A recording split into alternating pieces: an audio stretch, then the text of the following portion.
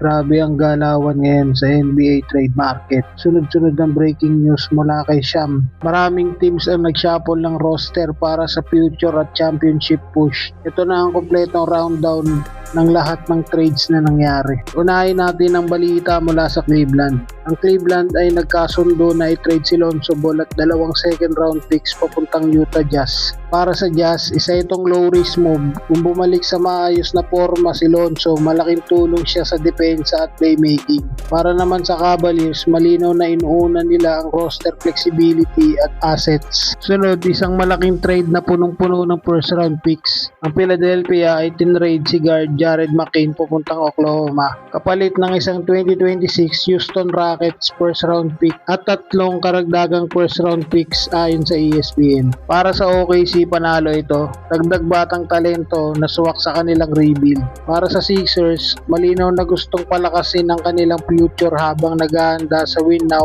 window. May galaw din ang Atlanta Hawks. Ang Atlanta ay kinuha si center Jack Landale mula sa Utah Jazz kapalit ng cash consideration lamang. Simple pero solid move ito.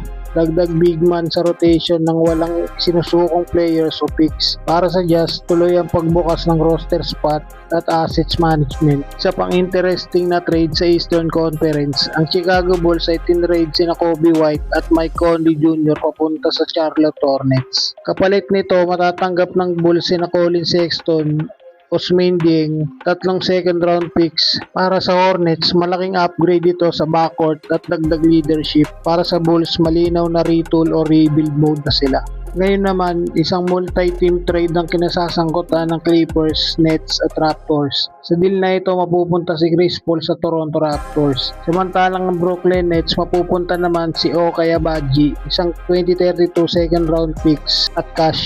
Para sa Raptors, malinaw ang habol, veteran leadership at floor general para sa mas batang roster. Para sa Nets, dagdag assets at flexibility habang tuloy ang kanilang retooling.